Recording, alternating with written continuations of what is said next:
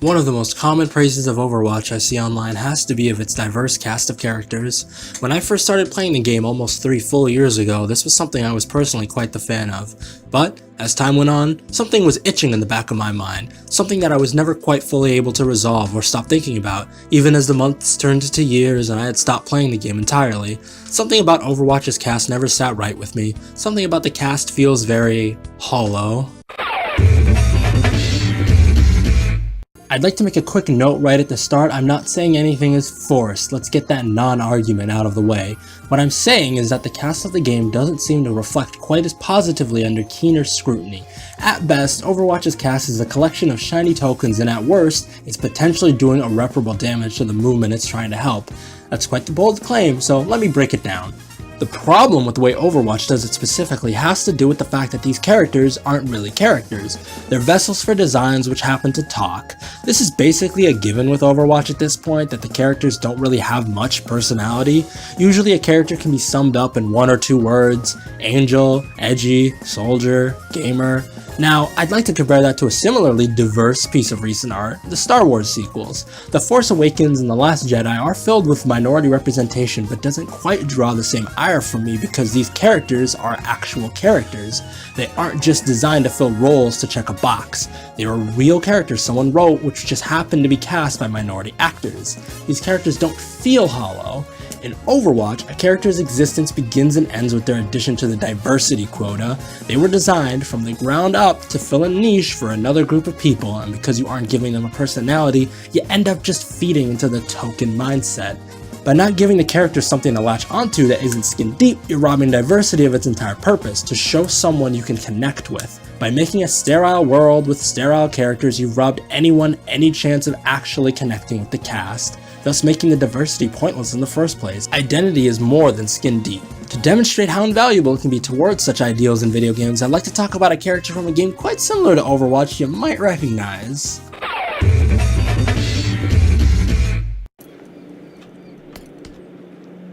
Yo, what's up? Team Fortress 2 is a game I hold quite near and dear to my heart, and despite its cast being 7/9 white dudes, there's a lot Overwatch could learn from it and how to make an effective character. In a way, you could argue that Overwatch's intense sterilization of its own diversity robs it of meaning, but TF2 entirely dodged this by being far more relatable to people.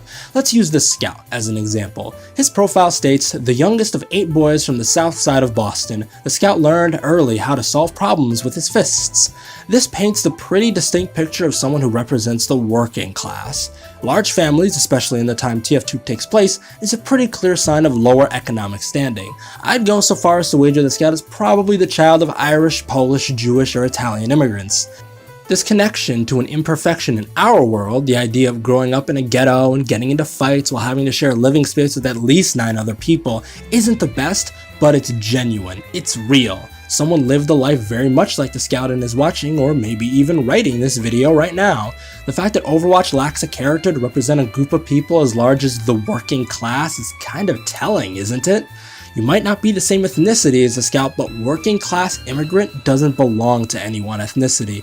Wouldn't it be nice if TF2 had more visible minority representation? Yeah, but does the character still work taken on its own? Absolutely. But there's something else in Overwatch's cast doing far more damage to its quest to be the perfect image of diversity in video games, and if you're observant, you might have already guessed it. What is going on here? What's going on here? You make this substantial effort to make your stance on diversity known and then design your entire female cast for porn. The women in Overwatch were designed for porn, and I refuse to accept any other opinion on the matter. Go to Pahil, go to R34, go on Jalburu, and the amount of images of the female cast is in the thousands.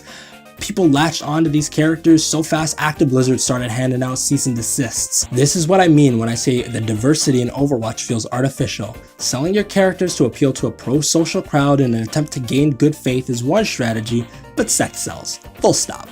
Now, I'm not some prude who's against all forms of sexualization anywhere, but you cannot have your cake and eat it too. You can't design your characters in an attempt to make a game where everyone feels welcome while designing your female cast with almost uniform faces and figures. Looking at all the female characters, discounting the robot of course, there's a clear trend towards a certain, very specific trend of face and body structure. Looking at the characters who don't, they aren't nearly as far off from conventional beauty as Junkrat or Roadhog or Torbjorn. Even Mei, a character people originally thought was supposed to be charitable to all body types, mysteriously became a lot thinner with the skin that removed her jacket. Now I know Blizzard claimed this was a bug and fixed it, but with the amount of backlash this got and with how little I trust Active Blizzard, I'm going to put that in the maybe pile at best.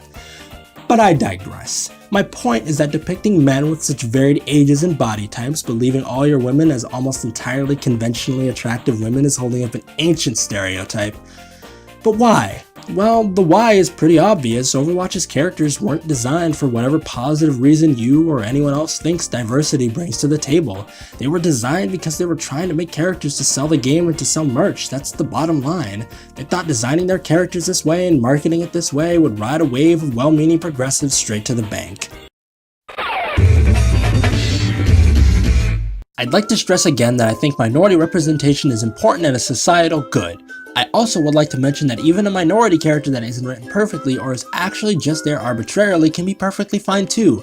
The fact that Fortnite skins revolve around a man and a woman between 3 different ethnicities is something I consider to be really nice, even though these are literally paper dolls that you play dress up with. As far as I can tell, my problem seems to exist within Overwatch and exclusivity. The ultimate point and why I care about this is that I don't want the people of tomorrow or even the people of today to look at Overwatch as an overall positive example of how to do a pro-diversity video game. I don't want to imagine a world where this game becomes the model, the ideal to which all other games strive to, because that just sounds bad. I want my games to show grit and character and all the things that make life on this brown ball worth living, not the sterile and lifeless nonsense that populates this game. And I certainly don't want people looking at it as a symbol of what video games could be.